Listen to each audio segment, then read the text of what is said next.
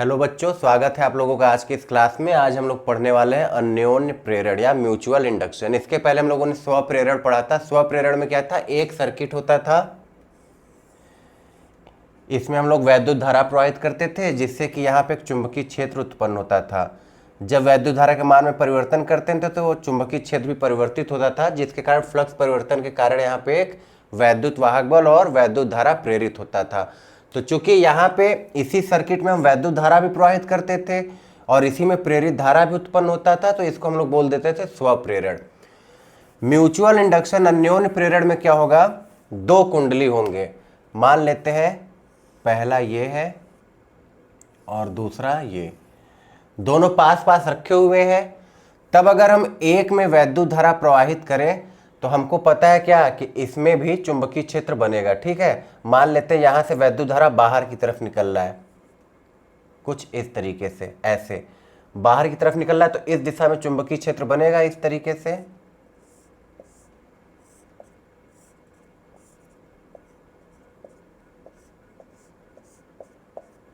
ठीक, ये जो दोनों सर्कल है कैसे रखे हैं, वाई जेड प्लेन में रखे हैं, ये भी और ये भी। यहां से वैद्युत धारा बाहर की तरफ निकल रही है तो उंगलियों को वैद्युत धारा की तरफ मोड़े तो अंगूठा किधर, आगे की तरफ। तो यहां से जो चुंबकीय क्षेत्र बना ये दूसरे वाले लूप में होके गया, तो यहां भी कुछ फ्लक्स होगा। अगर हम वैद्युत धारा का मान यहां से बदलेंगे तो चुंबकीय क्षेत्र बदलेगा और चुंबकीय क्षेत्र बदलने के कारण यहाँ का फ्लक्स बदलेगा। तो फ्लक्स बदलेगा तो फैराडे के नियम से यहाँ पे एक वैद्युत वाहक बल प्रेरित हो जाएगा। तो किसी मतलब पास पास दो कुंडली रखे होने पे एक कुंडली में वैद्युत धारा के मान में परिवर्तन करने पे दूसरे कुंडली में वैद्युत वाहक बल प्रेरित हो जाने की घटना को क्या बोलते हैं, अन्योन्य प्रेरण। वहां पे स्व प्रेरण में क्या था, एक ही कुंडली थी, उसी में हम लोग वैद्युत धारा भी बदलते थे और उसी में भी वैद्युत वाहक बल प्रेरित होता था। लेकिन यहाँ पे क्या है, ये दो कुंडली है, दोनों पास पास रखे हैं। एक में हम वैद्युत धारा प्रवाहित कर रहे हैं और उसके मान को जब परिवर्तित कर रहे हैं तो दूसरे में वैद्युत वाहक बल और वैद्युत धारा प्रेरित हो जा रहा है। तो इसी घटना को हम लोग क्या बोल देते हैं, अन्योन्य प्रेरण। तो अन्योन्य प्रेरण का डिफिनेशन क्या रखेंगे, पास पास रखे दो कुंडलियों में किसी एक कुंडली में वैद्युत धारा के मान में परिवर्तन करने से दूसरे कुंडली में वैद्युत वाहक बल प्रेरित हो जाने की घटना को अन्योन्य प्रेरण कहते हैं। ठीक है, एक बार फिर से रिपीट करते हैं परिभाषा। पास पास रखे दो कुंडलियों में से किसी एक कुंडली में वैद्युत धारा के मान में परिवर्तन करने से दूसरे कुंडली में वैद्युत वाहक बल प्रेरित हो जाने की घटना को ही अन्योन्य प्रेरण कहते हैं। अब देखिए वैद्युत धारा किस दिशा में होगा प्रेरित इस वाले में, तो अगर यहां से चुंबकीय, अगर हम वैद्युत धारा यहां बढ़ा रहे हैं तो ये वाली बल रेखाएं बढ़ेंगी, तो अगर ये वाली बल रेखाएं बढ़ेंगी तो यहाँ पे हमको इसको घटाना होगा, मतलब इस दिशा में, तो इसके अपोजिट डायरेक्शन में यहाँ पे हो जाएगा। और अगर ये वैद्युत धारा घट रहा है तो ये वाली वैद्युत बल रेखाओं को हम लोगों को बढ़ाना होगा, तो बढ़ाना होगा तो इस बार इसी डायरेक्शन में इसमें भी करंट होगा, तो जिस डायरेक्शन में यहाँ पे उसी डायरेक्शन में यहाँ पे। आई बात समझ में। देखिए पहले में क्या, अगर हम वैद्युत धारा बढ़ा रहे हैं तो ये वाली बल रेखाएं बढ़ेंगी, तो यहाँ पे वैद्युत वाहक बल प्रेरित होने का कारण क्या होगा, इन बल रेखाओं का बढ़ना। तो अगर इनको बढ़ने से रोकना है तो इसके विपरीत दिशा में हमको ये वैद्युत क्षेत्र बनाना होगा। तो विपरीत दिशा का मतलब अंगूठा इस साइड करेंगे तो उंगलियां किधर जा रही हैं, अंदर की तरफ। तो यहाँ पे वैद्युत धारा बाहर निकल रहा था, इसमें वैद्युत धारा किधर जाएंगी, अंदर की तरफ। अगर हम वैद्युत धारा को घटा रहे हैं तो घटाएंगे तो ये बल रेखाएं घटेंगी, चुंबकीय बल रेखाएं, तो प्रेरित धारा क्या करना चाहेगी, इन चुंबकीय बल रेखाओं को घटने से रोकेगी। तो घटने से रोकने का मतलब जिस दिशा में बन रहा है उस दिशा में और बनाएगी, तो इस दिशा में बनाएगी, तो इस बार वैद्युत धारा की दिशा और इस वाली धारा की दिशा क्या होगी, दोनों सेम होगी। ठीक है, तो इसी को हम लोग क्या बोल देते हैं, अन्योन्य प्रेरण। पास पास अगर दो कुंडलियां रखी हैं तो किसी एक में वैद्युत धारा के मान में परिवर्तन करने से दूसरे कुंडली में वैद्युत वाहक बल के प्रेरित हो जाने की घटना को क्या बोलते हैं, अन्योन्य प्रेरण। तो देखिए यहाँ पे जो फ्लक्स का परिवर्तन हो रहा है वो किसके कारण हो रहा है, इस वाले वैद्युत धारा के कारण। तो मान लेते हैं ये वाली जो कुंडली है इसमें फेरों की संख्या है N1, ठीक है, और वैद्युत धारा हमने कितना दिया है, I1। इस वाले में फेरों की संख्या मान लेते हैं कितनी है, N2। तो यहां का जो फ्लक्स होगा, एक फेरा है तो एक फेरे में हम क्या फ्लक्स मान लेते हैं, फाई। अगर यहाँ पे 2 है तो हम इसको फाई 2 से प्रदर्शित कर देते मान लीजिए।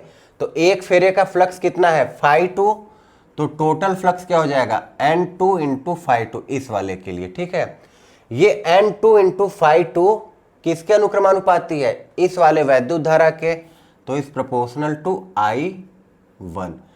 देखिए जिस वाले कुंडली में हम वैद्युत धारा प्रवाहित करते हैं उसको बोला जाता है प्राथमिक कुंडली।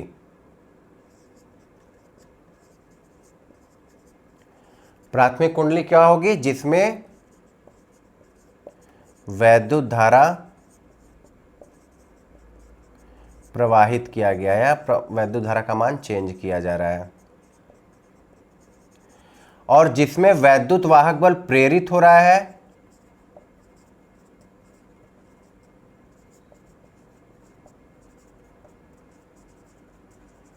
वो कहलाएगा द्वितीयक कुंडली।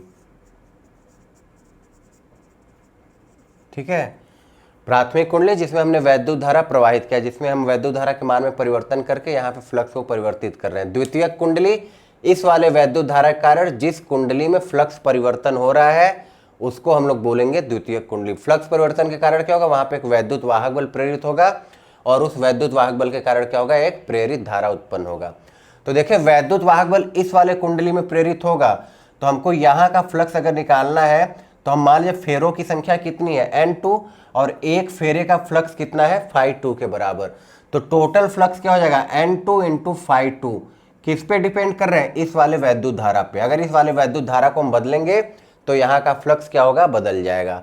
तो इसको हटाने के लिए एक नियतांक लगाते हैं, तो N2 फाई 2 बराबर MI1। तो ये जो M है इसको बोला जाता है अन्योन्य प्रेरण गुणांक या अन्योन्य प्रेरकत्व। दो नामों से बुलाया जाता है, अन्योन्य प्रेरण गुणांक या अन्योन्य प्रेरकत्व। कोफिशिएंट ऑफ म्यूचुअल इंडक्शन या म्यूचुअल इंडक्टेंस। ठीक है, तो ये जो M है इसी को हम लोग क्या बोल रहे हैं, अन्योन्य प्रेरण गुणांक या अन्योन्य प्रेरकत्व। तो यहां से M किसके बराबर आएगा, M आएगा N2 फाई 2 बटे I1। ठीक, अब यहां पे ये ध्यान देना कि N2 फाई 2 क्या है, हमने स्व प्रेरण में पढ़ा था N फाई क्या होता है, फ्लक्स ग्रंथिकाओं की संख्या। लेकिन ये किस कुंडली की है, द्वितीयक। द्वितीयक कुंडली में फ्लक्स ग्रंथिकाओं की संख्या, और I1 क्या है, प्राथमिक कुंडली में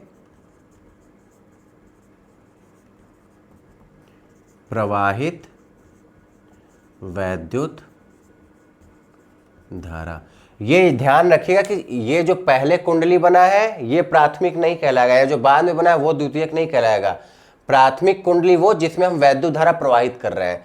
अगर हम यहाँ पे वैद्युत धारा प्रवाहित करते तो प्राथमिक कुंडली ये बनता और द्वितीयक कुंडली ये। ठीक है, तो प्राथमिक जिसमें वैद्युत धारा प्रवाहित किया जा रहा है और द्वितीयक जिसमें वैद्युत वाहक बल और वैद्युत धारा प्रेरित हो रहा है, तो वो होगा द्वितीयक। तो यहाँ पे हम वैद्युत धारा प्रवाहित किए थे तो ये हमारा प्राथमिक, और यहाँ पे वैद्युत वाहक बल इंड्यूस्ड हुआ है या वैद्युत धारा इंड्यूस्ड हुआ है तो ये हमारा क्या हो गया, द्वितीयक। तो इसका जो फॉर्मूला है M का वो क्या है, N2 फाई 2 बटे I1। N2 फाई 2 क्या है, तो द्वितीयक कुंडली में फ्लक्स ग्रंथिकाओं की संख्या, मतलब टोटल फ्लक्स किसमें, द्वितीयक कुंडली में। I1 क्या है, प्राथमिक कुंडली की वैद्युत धारा। तो देखिए यहां से अगर हम M का परिभाषा लिखना चाहें तो स्व प्रेरण की तरह क्या लिख सकते हैं, स्व प्रेरण में हमने क्या लिखा था कि वो फ्लक्स ग्रंथिकाओं की संख्या के बराबर होता है जबकि वैद्युत धारा का मान कितना हो, 1 एम्पियर। तो वहां पे एक ही सर्किट था, यहाँ पे 2 कुंडली है, तो हमको ये बताना पड़ेगा कि हम किसके लिए फ्लक्स ग्रंथिकाएं ले रहे हैं और किसके लिए वैद्युत धारा ले रहे हैं। तो इसका परिभाषा हम क्या लिखेंगे, 2 कुंडलियों का, 2 कुंडली है यहाँ पे, तो 2 कुंडली का अन्योन्य प्रेरकत्व द्वितीयक कुंडली के फ्लक्स ग्रंथिकाओं की संख्या के बराबर होता है जबकि प्राथमिक कुंडली में वैद्युत धारा का मान कितना हो, 1 एम्पियर। आई बात समझ में। ये क्या है, देखिए ये M N2 फाई 2 के बराबर आएगा कब, जब I1 का मान कितना हो, 1 एम्पियर। तो m है क्या, तो m है इन दोनों कुंडलियों के बीच का अन्योन्य प्रेरकत्व, इनके बीच का, ठीक है, इन दोनों कुंडलियों के बीच का जो प्रेरकत्व है उन्हीं को हम क्या बोल रहे हैं, अन्योन्य प्रेरकत्व बोल रहे हैं। तो किन्हीं दो कुंडलियों के बीच का अन्योन्य प्रेरकत्व संख्यात्मक रूप से द्वितीयक कुंडली के फ्लक्स ग्रंथिकाओं की संख्या के बराबर होता है जब प्राथमिक कुंडली में वैद्युत धारा का मान कितना हो, 1 एम्पियर। आई बात समझ में? तो इतना नोट कर लीजिए, तो आगे बढ़ते हैं। आसान टॉपिक है, बस एक बार आपको कॉन्सेप्ट समझना है। एक बार आप कॉन्सेप्ट समझ गए तो आपको म्यूचुअल इंडक्टेंस निकालने में कोई भी प्रॉब्लम नहीं होगी।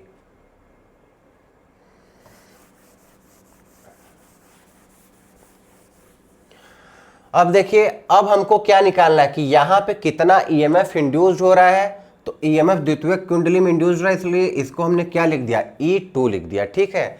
तो हमने वैद्युत वाहक बल जो प्रेरित होता है उसका फॉर्मूला पढ़ा है, E बराबर माइनस d∅dt। तो E की जगह हम क्या लिखेंगे, E2, क्योंकि ये द्वितीयक कुंडली में प्रेरित हो रहा है, बराबर माइनस किसके फ्लक्स परिवर्तन के कारण, तो द्वितीयक कुंडली में फ्लक्स परिवर्तन के कारण, मतलब d∅2/dt। अगर द्वितीयक कुंडली में फेरों की संख्या n है तो यहां पे हम क्या लिख देते हैं, n2 का गुणा कर देते हैं, तो माइनस n2 d∅dt। तो यहां से मान निकाल लीजिए, देखिए n2 ∅2 किसके बराबर होगा, mi1 के बराबर। तो वही मान यहाँ पे रखना है, तो E2 बराबर आ जाएगा माइनस mdi1/dt। इसी को एवरेज के रूप में इस तरीके से लिख देते हैं, माइनस m∆I1/ΔT। तो ये होगा जितना वैद्युत वाहक बल प्रेरित होगा द्वितीयक कुंडली में। तो उसका फॉर्मूला क्या है, E2 बराबर माइनस mdi1/dt, यहाँ से आया है। N2 ∅2 की जगह हमने क्या रखा, mi1। तो जब हम यहाँ पे mi1 रखेंगे तो क्या आएगा, माइनस mdi1/dt या माइनस m∆I1/ΔT, ठीक।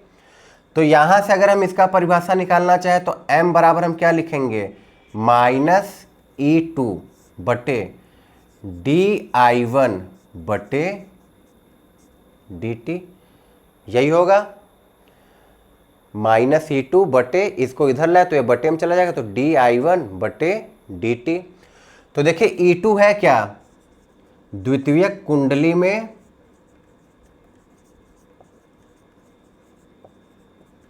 प्रेरित वैद्युत वाहक बल,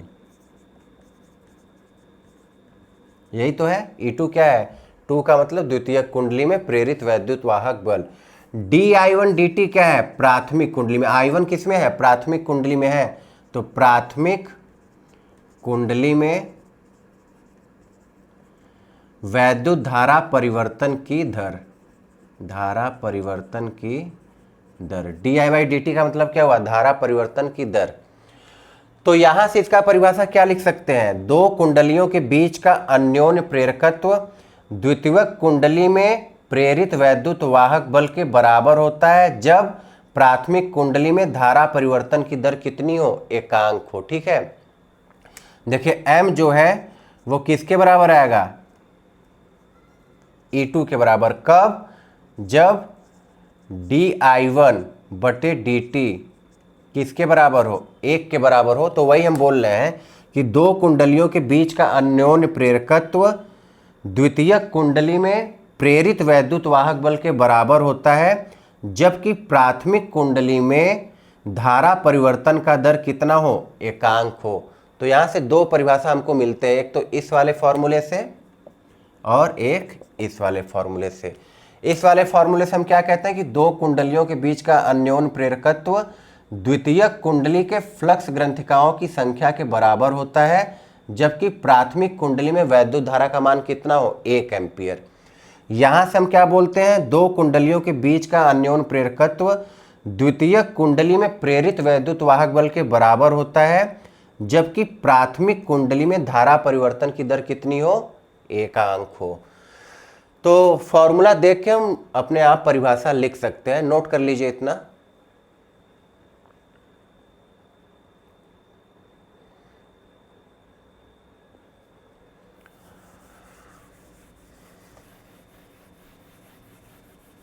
तो एक फॉर्मूला मिला m बराबर N2 डिवाइडेड बाई I1, दूसरा मिला m बराबर -E2 डिवाइडेड बाई dI1 बटे dt।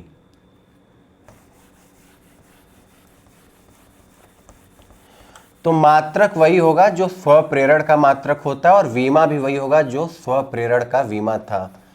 एक बार फिर से देख लेते हैं। देखिए इसका मात्रक क्या होता है, वोल्ट।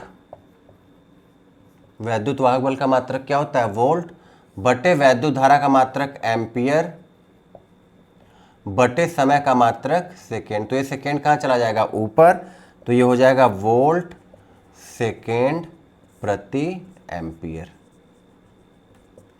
ये हो जाएगा मात्रक, वोल्ट सेकेंड प्रति एम्पियर। इसी को हम लोग क्या बोलते थे, हेनरी, जिसको प्रदर्शित किससे करते थे, एच से। स्वप्रेरण और अन्योन्य प्रेरण दोनों का मात्रक और वीमा एक ही होना है। वहां भी हमने मात्रक देखा था वोल्ट सेकेंड प्रति एम्पियर, यहां भी मात्रक कितना है, वोल्ट सेकेंड प्रति एम्पियर। फिर वीमा हमने कैसे निकाला था, तो हमने वोल्ट को बदला था, V बराबर क्या होता है, W बटे Q, मतलब जूल प्रति कुलाम। तो जूल प्रति कुलाम, ऊपर क्या है सेकेंड और यहाँ क्या है एम्पियर। तो जूल कार्य का वीमा mL² T-2, सेकेंड समय है तो T, एम्पियर वैद्युत धारा का वीमा 1 A, और आवेश कुलाम क्या होता है, आवेश Q बराबर I इंटू T। तो वैद्युत धारा का वीमा A और समय का वीमा T। तो एक T से एक T कट जाता था, ये A² होता है, और जब ऊपर जाएगा तो -2 हो जाएगा। तो mL² T-2 A-2, ये हो जाएगा वीमा। नोट कर लीजिए।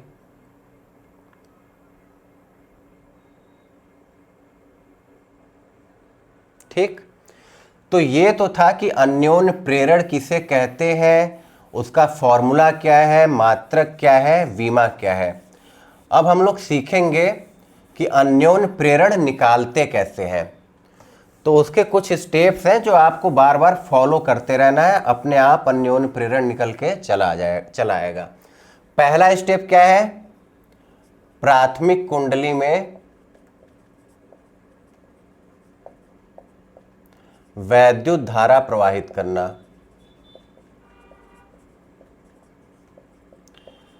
मतलब जिस कुंडली में वैद्युत धारा प्रवाहित करेंगे उसको हम मान लेंगे कि वो प्राथमिक कुंडली है। फिर दूसरा स्टेप क्या है, वैद्युत धारा के कारण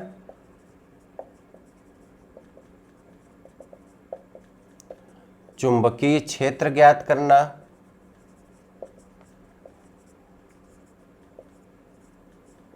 ठीक, तीसरा, जैसे चुंबकीय क्षेत्र मिला द्वितीयक कुंडली के लिए फ्लक्स ज्ञात कर लेना, फाई। जैसे ही फ्लक्स हमको मिलेगा m बराबर हम क्या लगा देंगे, N2 डिवाइडेड बाई I1। ठीक है, 3 स्टेप है। पहले, सबसे पहले जिस कुंडली में वैद्युत धारा प्रवाहित करेंगे उसको हम क्या मान लेंगे, प्राथमिक कुंडली। फिर वैद्युत धारा प्रवाहित होने के कारण हम चुंबकीय क्षेत्र कितना होगा वो ज्ञात कर लेंगे। जैसे चुंबकीय क्षेत्र हमको ज्ञात हुआ, हमको पता है φ2 बराबर क्या होगा, BA cos थीटा। तो इस वाले फॉर्मूले से हम द्वितीयक कुंडली में फ्लक्स का मान ज्ञात करेंगे। जैसे ही फ्लक्स मिला तो N2 φ2 बटे I1 करके हम m का मान निकाल लेंगे। तो सबसे पहले हम लोग अन्योन्य प्रेरकत्व निकालेंगे दो समतल कुंडलियों के बीच का। दो समतल कुंडली के बीच जब वो दोनों बहुत ही समीप रखे होंगे।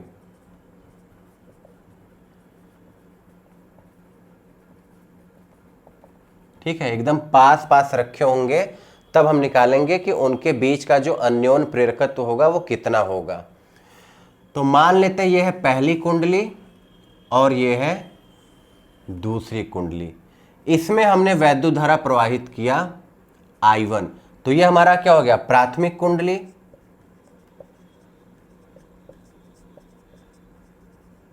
और ये दोनों बहुत पास पास रखे, यहाँ पे इतना दूर दिखाया गया लेकिन है नहीं, ये एकदम नज़दीक रखे गए। ठीक है, तो मान लेते हैं इस वाले कुंडली में फेरों की संख्या है N1 और इसकी त्रिज्या कितनी है R1।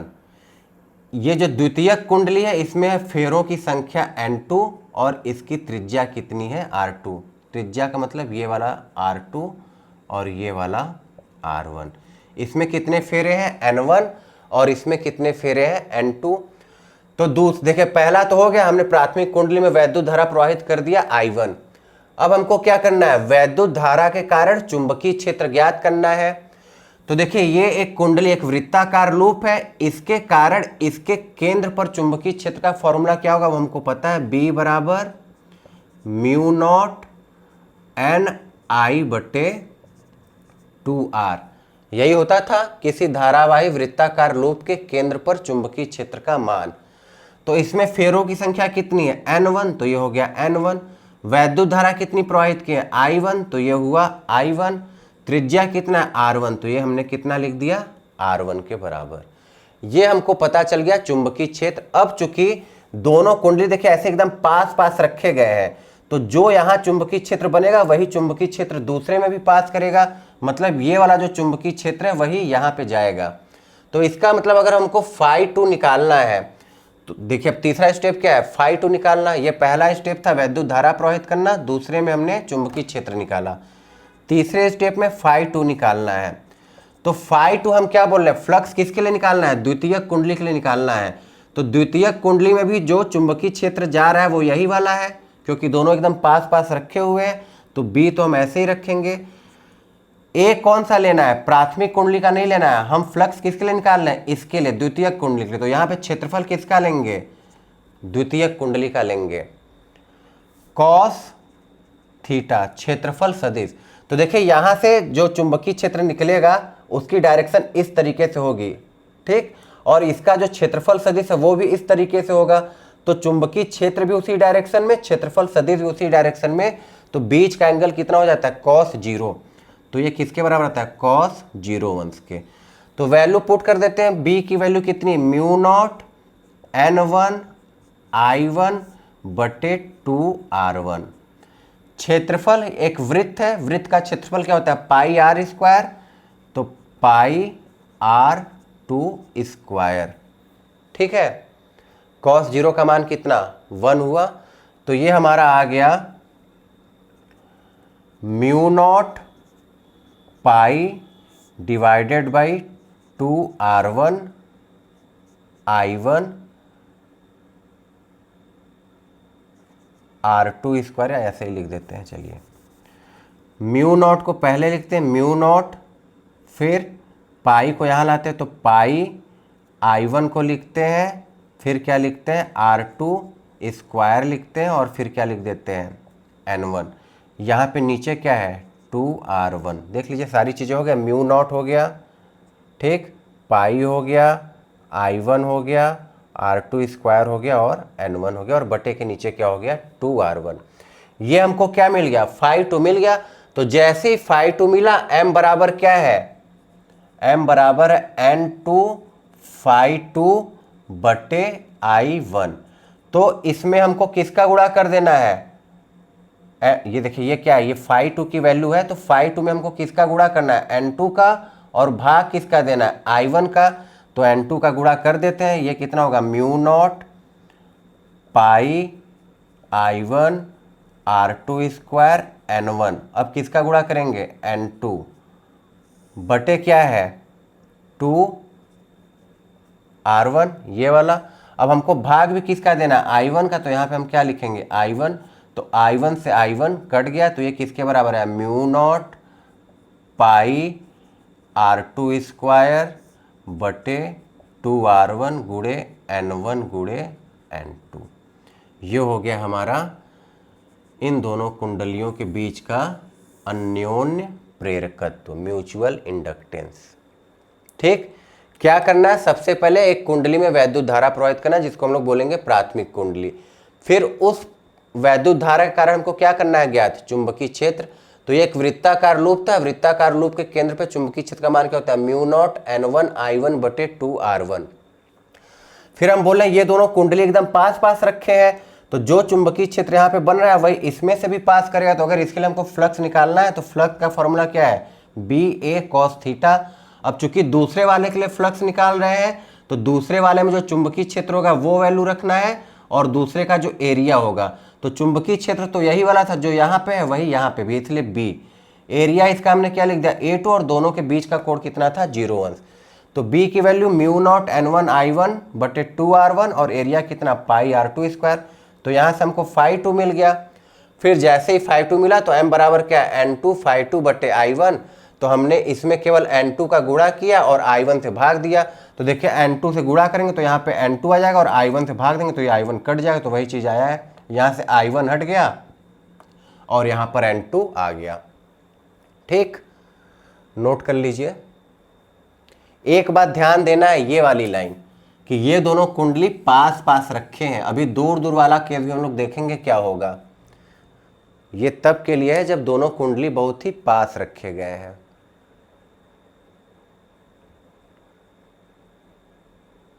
नोट कर लीजिए जल्दी से।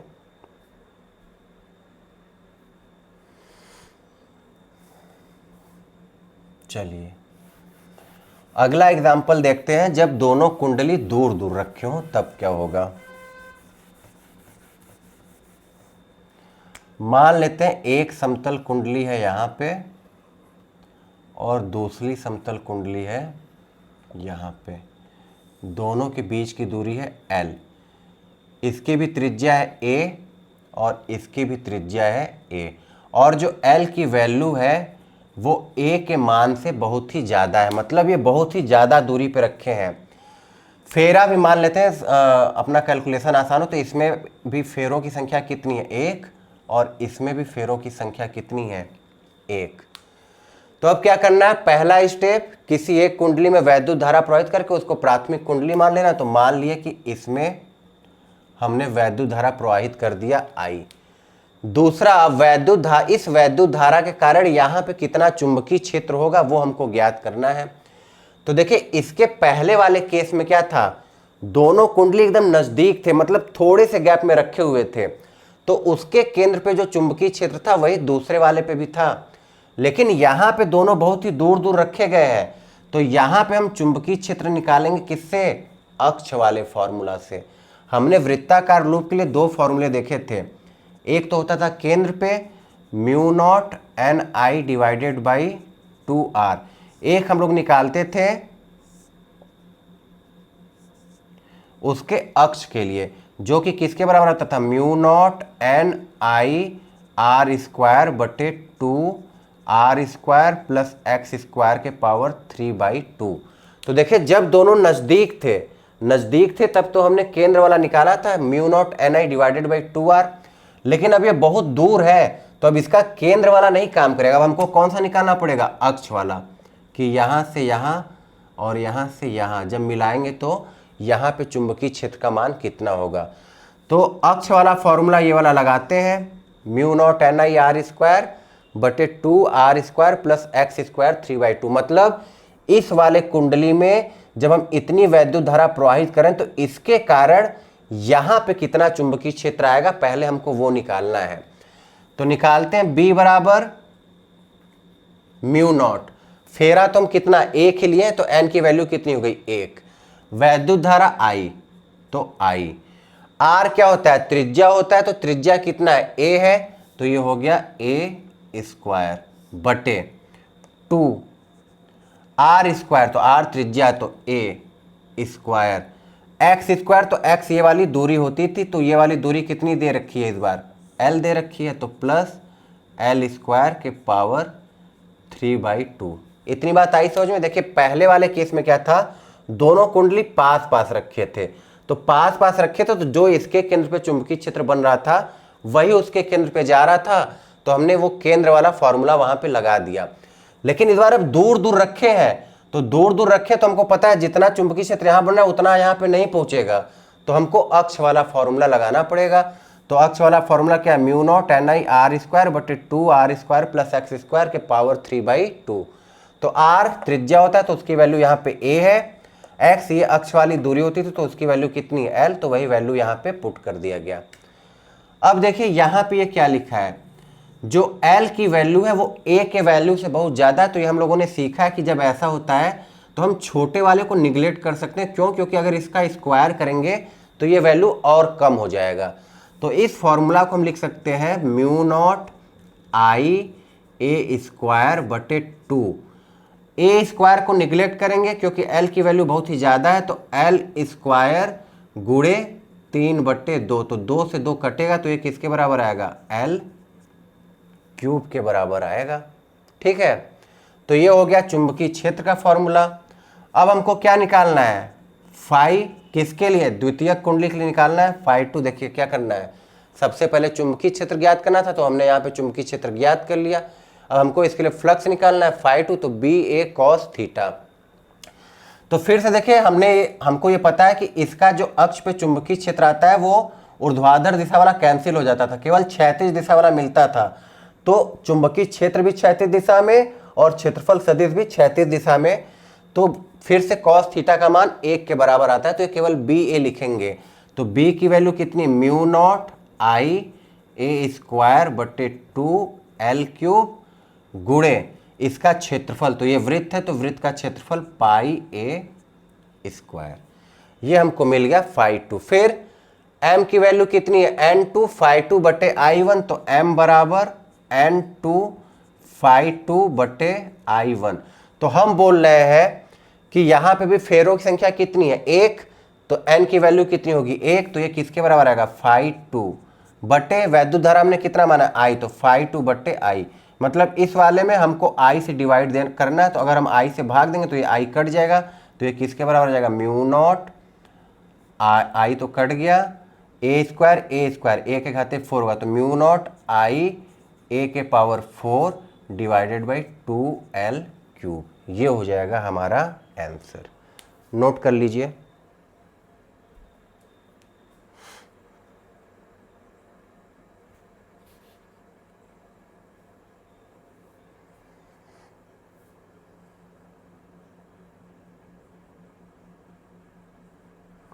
आई से तो आई कटा है, ये है pi, mu nought pi A4 2 to the power L cube हो गया। तो ये अंतर याद रखना है, जब दोनों कुंडली एकदम समीप होगी तो जो इसके केंद्र पे चुंबकीय क्षेत्र बनेगा वही दूसरे वाले पे भी जाएगा, लेकिन जब दूर दूर हो गए तो अब यहाँ के इसके केंद्र पे जो बनेगा वो यहाँ तक नहीं पहुंचेगा, तब हमको अक्ष वाला फॉर्मूला निकालना है। मतलब इसके कारण यहाँ पे कितना चुंबकीय क्षेत्र है वो निकालना है, तो इसलिए हमने अक्ष वाला फॉर्मूला लगा के इसको हल किया। फाई टू निकल गया, पहले हमने यहाँ पे चुंबकीय क्षेत्र निकाला B, फिर फाई टू निकाल लिया B इंटू ए से, जैसे ही फाई टू मिला m बराबर n2 फाई टू बटे i1। ठीक, चलिए एक दो एग्जाम्पल और हल करते हैं ताकि आपको चीजें और समझ में आने लगे।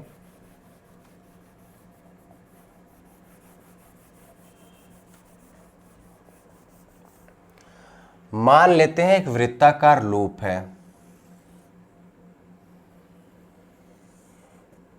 ठीक, इसका सेंटर है यहाँ पे, इसकी त्रिज्या मान लेते हैं कितनी है r, यहाँ पे हमने एक स्क्वायर एक वर्ग रख दिया, वर्ग की भुजा कितनी है l, और इस वर्ग का सेंटर और इस वृत्त का सेंटर इसी बिंदु पे है, कोसेंट्रिक है, मतलब दोनों का, वृत्त का भी सेंटर यही पे है और इस वर्ग का भी सेंटर यही पे है। तो हमको ज्ञात वही करना कि इनके बीच का म्यूचुअल इंडक्टेंस अन्योन्य प्रेरण कितना होगा। एक वृत्त है, दोनों एक ही प्लेन पे है, मतलब दोनों, जैसे हम बोले ये हमारा एक्स वाई प्लेन है तो एक्स वाई प्लेन में ये वृत्त भी है और एक्स वाई प्लेन में ये वर्गाकार लूप भी है, दोनों का सेंटर एक ही जगह पे है। तो हमको ये निकालना है कि दोनों के बीच का अन्योन्य प्रेरकत्व कितना होगा। तो देखिए पहला स्टेप क्या है, प्राथमिक कुंडली में वैद्युत धारा, तो किसी एक कुंडली में हम वैद्युत धारा प्रवाहित कर लेते हैं, तो मान लीजिए हम इसमें करते हैं वैद्युत धारा प्रवाहित I। अब इस वैद्युत धारा के कारण द्वितीय कुंडली में कितना चुंबकीय क्षेत्र होगा वो निकालना है। तो देखिए ये वृत्त का केंद्र ही तो है, तो इसके कारण इसके केंद्र पे चुंबकीय क्षेत्र हम जो निकालेंगे इस वृत्त के कारण इसके केंद्र पे जो चुंबकीय क्षेत्र आएगा वही इसके लिए भी चुंबकीय क्षेत्र का मान होगा। और वो कैसे निकलता है, इस तरीके से उंगलियों को हम मोड़ते हैं वैद्युत धारा की दिशा में, तो उसकी दिशा किधर आती है, बाहर। तो यहाँ पे जो चुंबकीय क्षेत्र होगा वो किधर होगा, बाहर की तरफ। ठीक है, आई बात समझो। यहाँ पे इस वृत्त के कारण इसके केंद्र पे हम चुंबकीय क्षेत्र निकालेंगे और वही चुंबकीय क्षेत्र यहाँ इस वर्ग के लिए भी होगा। तो अब निकाल लेते हैं बी की वैल्यू कितनी होगी। अभी हमने देखा था वृत्त के कारण केंद्र पे कितना होता था, mu not an I divided by 2r। तो b बराबर म्यू नॉट, मान लेते हैं फेरों की संख्या कितनी है, 1, तो n की वैल्यू हो गई 1, वैद्युत धारा I डिवाइडेड बाई 2 और रेडियस कितना है, r। ये किसकी वैल्यू हो गई, b की। जैसे ही हमको यहाँ, अब हमको इस लूप में कितना चुंबकीय क्षेत्र है वो पता चल गया, किसके बराबर है, mu naught I divided by 2r। क्यों, क्योंकि इस वृत्त के केंद्र पे जो चुंबकीय क्षेत्र होगा वही इस वर्ग के लिए भी चुंबकीय क्षेत्र है। तो हमने वृत्त का निकाल लिया, तो वही इस वर्ग के लिए, तो वर्ग के लिए भी कितना हो गया, mu not I divided by 2r। अब हमको इसके लिए फ्लक्स निकालना है। तीसरा स्टेप क्या था, फाई 2 निकालना, BA2।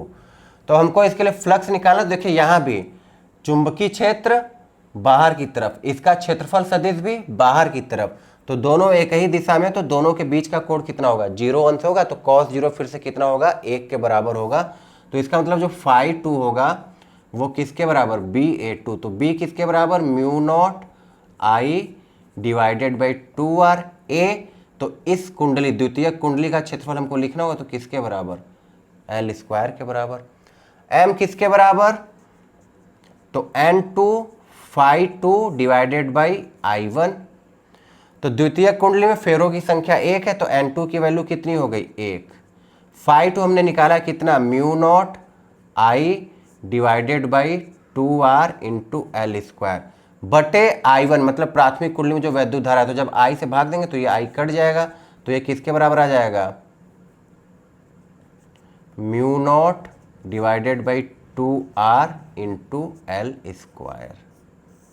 ये हो जाएगा यहाँ का अन्योन्य प्रेरण। नोट कर लीजिए।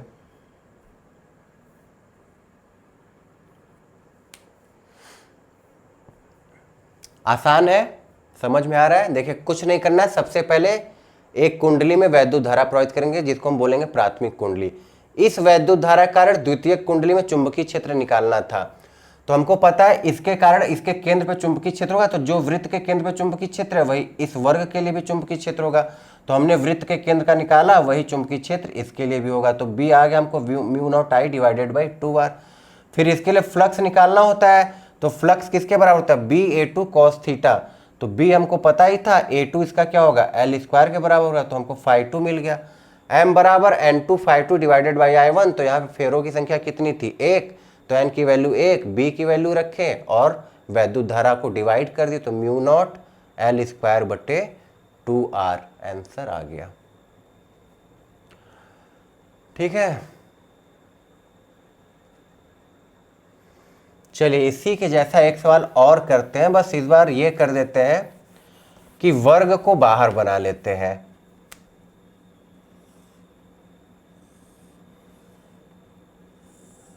और वृत्त को अंदर बना लेते हैं इस तरीके से। इसकी भुजा कितनी, L, और इसका रेडियस कितना, R। फेरों की संख्या दोनों में एक ही है। अब सोचिए कैसे होगा, दोनों एक ही प्लेन में और दोनों का सेंटर, इस वर्ग का केंद्र भी यहाँ पे है और इस वृत्त का केंद्र भी यहाँ पे है। अब सोचिए कैसे होगा। कुछ नहीं करना, देखिए तरीका वही है। एक कुंडली में वैद्युत धारा प्रवाहित कर लीजिए। तो मान लीजिए यहाँ पे हमने वैद्युत धारा प्रवाहित किया, ठीक। अब इस वैद्युत धारा के कारण यहाँ इस द्वितीय कुंडली में चुंबकीय क्षेत्र का मान कितना होगा वो ज्ञात करना है। तो हमने तो ये पढ़ा ही है कि यहाँ से इस तरीके से कैसे चुंबकीय क्षेत्र निकालते हैं, याद आ रहा है। ये हम लोग पढ़ चुके हैं बायो सेवर्ट वाले लॉ में। क्या करते थे, ये एक वर्ग है, तो ये वाला कोण कितना होता था, 45 अंश, ये वाला कोण भी 45 अंश। ये पूरी लंबाई L, तो ये आधी लंबाई किसके बराबर, L/2 के बराबर। तो ये परिमित लंबाई का एक चालक तार है, उसका फॉर्मूला क्या होता था, B बराबर mu not upon 4 pi I बटे a sine phi 1 plus sine phi 2। तो mu not upon 4 pi I बटे ए की वैल्यू L/2, तो ये L नीचे और 2 कहाँ चला गया, ऊपर, गुड़े साइन फाई 1, तो साइन 45 अंश 1/√2 प्लस साइन 45 अंश 1/√2। तो म्यू नॉट अपॉन 4 पाई आई गुड़े 2/L, 1/√2 प्लस 1/√2 जुड़ेंगे तो कितना, 2/√2। तो देखिए 2 दूनी 4, तो ये और ये कट जाएगा, बचेगा क्या, mu naught upon pi I by L 1/√2। ये किसके कारण है, केवल इस वाले तार के कारण। तो ऐसे ही कितने तार और हैं, एक ये, दूसरा ये, तो पहला ये, दूसरा ये, तीसरा ये और चौथा ये, सब में धारा एक ही डायरेक्शन में, इसका मतलब सबके कारण चुंबकीय क्षेत्र अंदर की तरफ होगा, तो सब क्या करेंगे, जुड़ जाएंगे। तो चाहे तो हम इसको 4 बार जोड़ ले या यहीं पे डायरेक्ट हम 4 का गुणा कर दे। तो अगर हम 4 का यहाँ पे गुणा कर देते हैं तो ये कितना आ जाएगा, mu naught divided by pi I by L, √2 का ऊपर गुणा किया, √2 का नीचे, तो √2 2 हो गया, तो 2 में भागे तो 2√2। ये हुआ चुंबकीय क्षेत्र का मान, बी हमको मिल गया। बी बराबर mu not upon pi I by L 2√2। ठीक, यह परिमित लंबाई के चालक तार के कारण किसी बिंदु पर उत्पन्न चुंबकीय क्षेत्र का फॉर्मूला था। हम बोल रहे हैं हमको यहाँ इस लूप के लिए चुंबकीय क्षेत्र ज्ञात करना है, तो इसके कारण इसके केंद्र पर जितना चुंबकीय क्षेत्र मिलेगा वही इस लूप के लिए होगा। ये देखिए जो वर्ग है बहुत बड़े आकार का है और ये जो वृत्त है बहुत ही छोटा है, मतलब एकदम इसके त्रिज्या इसके केंद्र से बस थोड़ा सा बड़ा। तो हम ये बोल सकते हैं कि जितना इसका चुंबकीय क्षेत्र इसके केंद्र पे होगा वही इस वृत्त के लिए भी होगा। तो वही हमने किया है, इन चारों के लिए इसके केंद्र पे निकाल लिया, वही क्या होगा, इसके लिए होगा। अब इसके बाद क्या करना है बताइए, जैसे चुंबकीय क्षेत्र मिल गया, फ्लक्स निकालना है किसके लिए, द्वितीयक कुंडली के लिए। तो φ2 बराबर BA2, डायरेक्शन हमने देख ही लिया, चुंबकीय क्षेत्र भी अंदर की तरफ, क्षेत्रफल सदिश भी अंदर की तरफ, तो दोनों के बीच का कोण कितना हो गया, 0 तो cos 0 का मान कितना हो गया, 1। तो B कितना है, mu nought pi I by L 2√2। A कितना है, तो A इसका क्षेत्रफल होगा पाई आर स्क्वायर, द्वितीयक कुंडली क्या वृत्त है, वृत्त का क्षेत्रफल क्या होता है, पाई आर स्क्वायर। तो पाई से पाई कट गया, तो φ2 किसके बराबर आ गया, mu not I by L R square into 2√2। ठीक है, जैसे ही फाई मिल गया तो m बराबर क्या था, n2 φ2 डिवाइडेड बाई I1। तो m बराबर n2 φ2 डिवाइडेड बाई I1। हम बोल रहे इसमें फेरों की संख्या कितनी है, 1, तो n2 की वैल्यू हो गई 1, φ2 डिवाइडेड बाई I1। इसका मतलब इस फ्लक्स में हमको प्राथमिक कुंडली के वैद्युत धारा से भाग दे देना है, तो ये I कट जाएगा। इसका मतलब m किसके बराबर आएगा, mu naught divided by L R square गुणे 2√2। यही हो जाएगा म्यूचुअल इंडक्टेंस इसका, नोट कर लीजिए।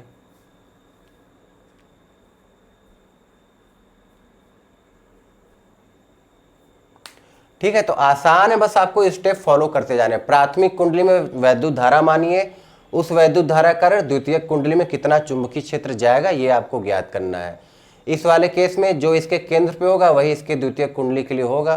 तो यहाँ पे चुंबकीय क्षेत्र मिल गया, जैसे ही चुंबकीय क्षेत्र मिला द्वितीयक कुंडली का, तो द्वितीयक कुंडली के लिए फ्लक्स निकाल लेते हैं। φ2 बराबर BA2 cos थीटा से फ्लक्स मिला, तो m बराबर n2 φ2 डिवाइडेड बाई I1।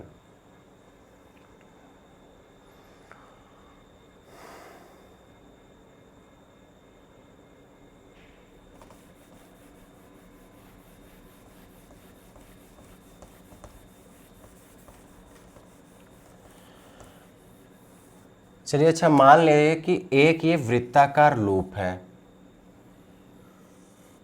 ठीक, अनंत लंबाई का तार है और इस वृत्ताकार लूप के लंबवत है जिसमें I वैद्युत धारा प्रवाहित हो रही है। ठीक है, ये तार है, अनंत लंबाई का है और ये इस वृत्त के लंबवत है, इस तरीके से रखा हुआ है। तो यहां पे हमको बताना है कि इस वृत्ताकार लूप और इस धारावाही चालक तार के बीच का जो अन्योन्य प्रेरकत्व है M, वो कितना होगा। ठीक, एक वृत्ताकार लूप है, उसके लंबवत हमने अनंत लंबाई का धारावाही चालक तार रखा है। तो अनंत लंबाई के धारावाही चालक तार के कारण कितना यहाँ पे इन दोनों के बीच में M म्यूचुअल इंडक्टेंस होगा, वो हम लोगों को ज्ञात करना है। तो कैसे किया जाए, धारावाही चालक तार के कारण चुंबकीय क्षेत्र निकाला जाए। B बराबर कितना होता है जब अनंत लंबाई का चालक तार होता है, तो म्यू नॉट अपॉन 2πI/A। नहीं, देखिए यहां पे हमको ये देखना होगा कि फ्लक्स बन भी रहा है कि नहीं। वैद्युत धारा किधर है, अंदर की तरफ, तो इसके कारण चुंबकीय क्षेत्र किधर होगा, ऐसे होगा, जो कि इस वाले सर्कल के क्या है, समांतर है। मतलब कोई भी बल रेखा इस वाले वृत्त को काटेगी नहीं। वृत्त को काटती कब, जब बल रेखाएं अंदर जाती, लेकिन इसके कारण तो जो बल रेखाएं बनी वो तो इस तल के क्या है, समांतर है। तो अगर कोई भी बल रेखाएं इसको काटते हुए नहीं जा रही, इसका मतलब फ्लक्स का मान क्या है, 0। और अगर फ्लक्स 0 है तो M भी क्या होगा, 0। तो ये हमको देखना पड़ेगा कि बल रेखाएं उसको क्रॉस कर रही हैं कि नहीं, सरफेस को नहीं कर रहे हैं तो फ्लक्स का मान 0, और फ्लक्स 0 है तो M भी 0। तो ऐसे सवालों पे थोड़ा ध्यान देना है आप लोगों को। चलिए एक लास्ट क्वेश्चन करते हैं।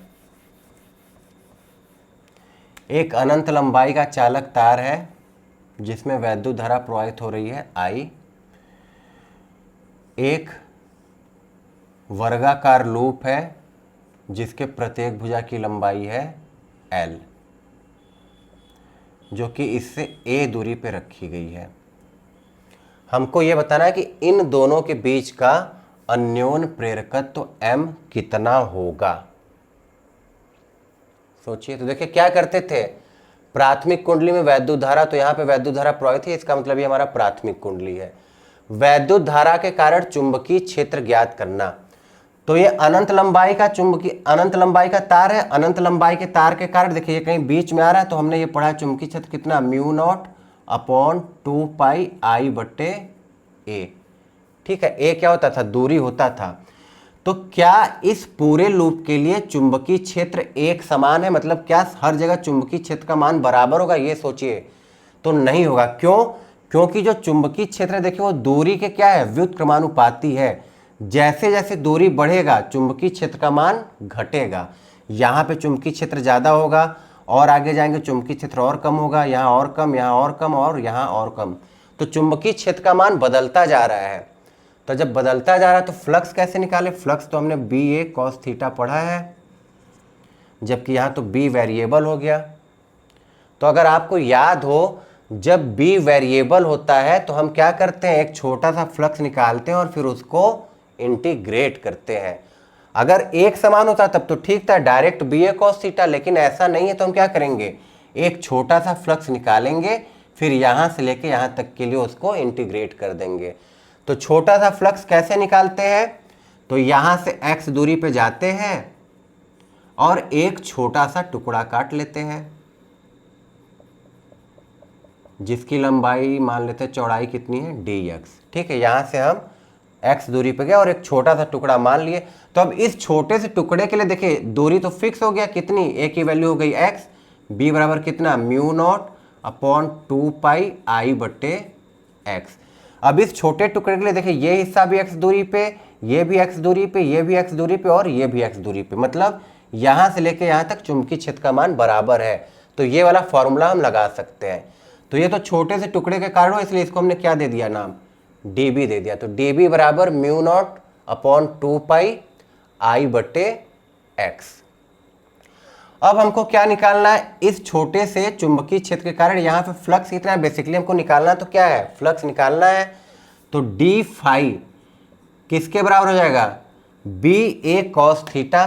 तो देखिए इसके कारण चुंबकीय क्षेत्र किधर, अंदर की तरफ, और क्षेत्रफल सदिश भी कहाँ, अंदर की तरफ। तो फिर से एंगल कितना है, 0। तो फाई बराबर हमको BA लगाना है।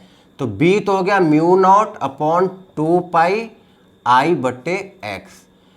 ए कितना होगा, क्या ए एल स्क्वायर होगा, नहीं, हम फ्लक्स केवल कितने हिस्से का निकाल रहे हैं, इस छोटे से टुकड़े का, तो हमको एरिया भी इसी का लिखना है।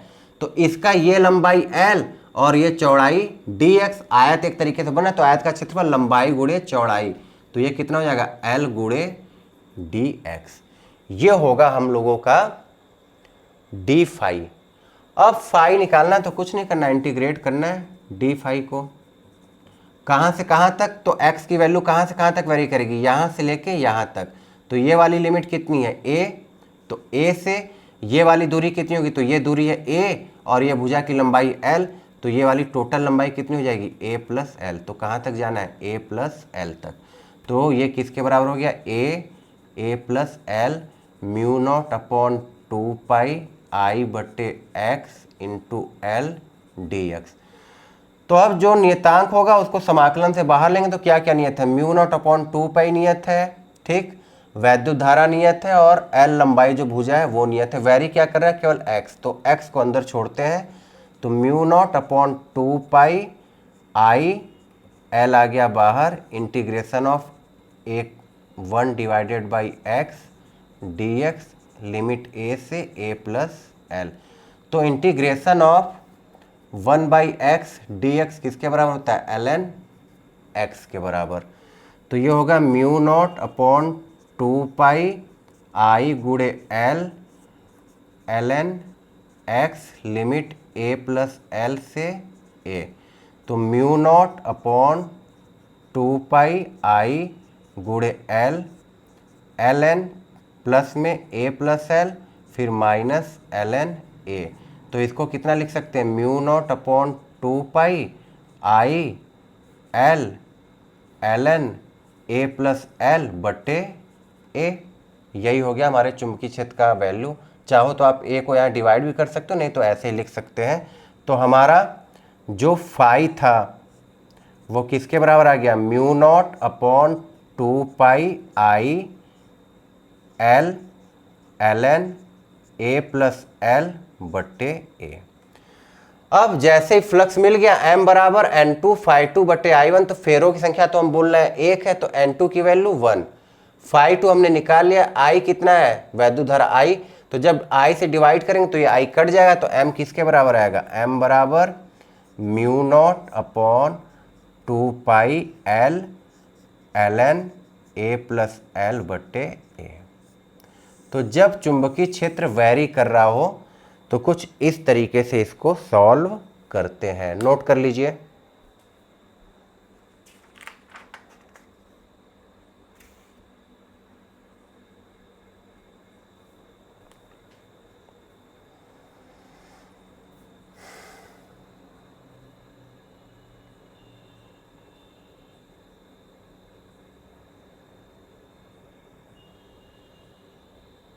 ठीक है, अगर इसी सवाल में मान लीजिए हमसे ये बोल देता कि वैद्युत धारा के परिवर्तन की दर d I by D t किसके बराबर है, अल्फा के बराबर, तो वैद्युत वाहक बल जो प्रेरित हो रहा है उसकी वैल्यू निकालिए। ठीक है, इसी सवाल में हमसे ये बोल दिया कि वैद्युत धारा परिवर्तन की दर कितनी है, अल्फा है, तो इस वाले सर्किट में जो वैद्युत वाहक बल प्रेरित हो रहा है उसकी वैल्यू बताइए। तो कुछ नहीं करना है, हमको पता है E बराबर minus M D I one बटे डी टी। तो अगर मैग्नीट्यूड की बात करें तो मॉड E बराबर हम क्या लिख सकते हैं, M D I one by D T. तो m तो आप निकाल ही चुके हैं, कितना, mu not upon 2 pi L N A plus L बटे ए, गुणे कुछ नहीं करना है, D I one D T दिया है किसके बराबर, अल्फा, तो ये हो गया आपका E। बस इस तरीके से सवालों को हल करना है। ठीक, तो उम्मीद है कि इतने क्वेश्चन करने के बाद आपको अब अन्योन प्रेरकत्व निकालने में कोई भी समस्या नहीं आनी चाहिए। तो आज के लिए बस इतना ही, मिलते हैं नेक्स्ट वीडियो में, तब तक के लिए बाय बाय।